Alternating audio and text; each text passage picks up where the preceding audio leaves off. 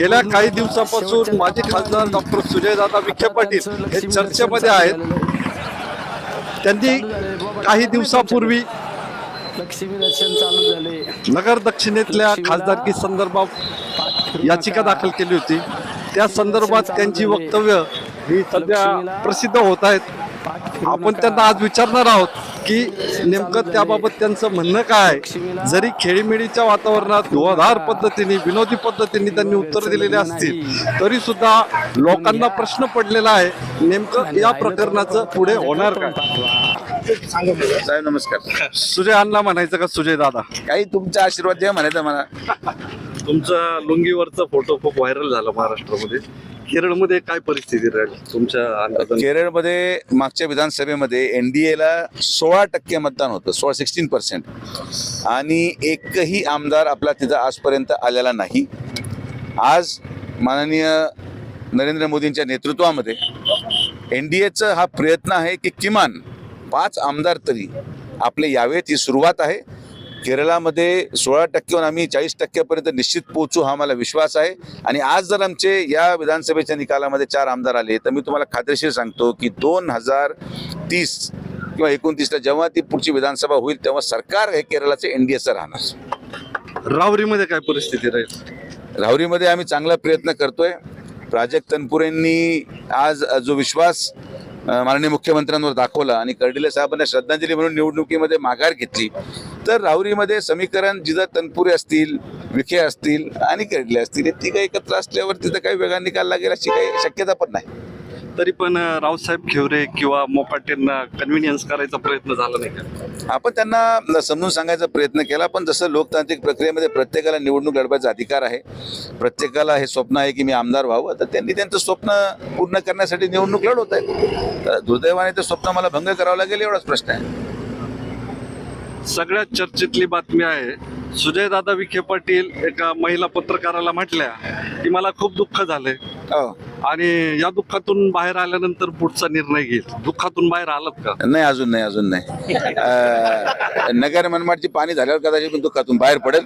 जेव्हा बाहेर पडेल तुम्हाला सांगतो मी साहेब. सगळ्यात महत्वाची बाब म्हणजे अनेक जाणकार असं सांगतात की सुजयदादा विखे पाटील म्हणजे हे पद्मभूषण कैलासवासी बाळासाहेब विखे पाटील यांच्यासारखीच त्यांची स्टाईल किंवा विचारसरणी आहे. आणि बाळासाहेब विखे पाटील यांनी यशवंतराव गडाख, शरद पवार यांना हायकोर्टामध्ये चपराक बसेल अशा पद्धतीने तो खटला त्या काळात लढला होता. आपली लिगल टीम कुठे कमी पडते का? लिगल टीम कुठे कमी पडलेली नाही. तुम्हाला जर माहिती असेल तर तुम्ही त्या कालावधीमध्ये आठवड्याच्या 2 निकाल लागले होते. एक संगमनेरचा अमोल खताळांचा निकाल आणि एक शिर्डी लोकसभा अहिल्यानगर लोकसभेचा माझा निकाल. दोन्हीही निकाल विपरीत देण्यात आलेले आहेत. मला असं वाटतं की त्यावर टिप्पणी करण्यापेक्षा जी काही पुढची प्रक्रिया होईल, पण एक गोष्ट खात्रीशीर सांगतो की खटला आपणच जिंकणार आणि विजय आपलाच होणार. याबाबत 10 मे 2024ला म्हणजे साधारण 2 वर्ष होतील गॉडफादर मीडियाने पहिली बातमी दिली होती की विखे पाटील न्यायालयात जाणार. आता याच अनुषंगाने बाळासाहेब थोरात देखील कोर्टात गेलेले आहेत. त्याकडे कसं बघता तुम्ही? नाही, आता त्यांचा अधिकार आहे तो. त्यांना वाटत असेल काही आक्षेप असतील तर न्यायालयामध्ये सगळ्यांना जायचा अधिकार आहे. न्यायदेवतेच्या समोर सगळे आपलं आपलं नशीब आजमावत असतात.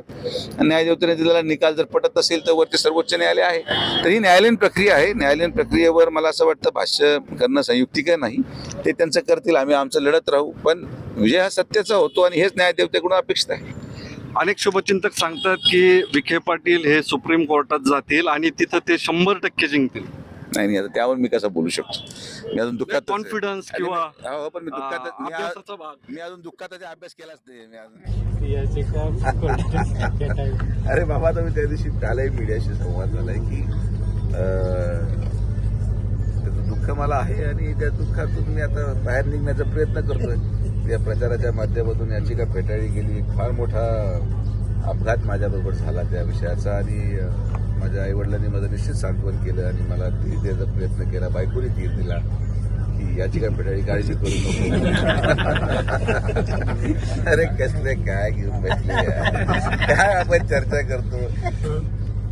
हे पहा, आम्ही छत्रपती शिवाजी महाराजांचे मावळे आहोत.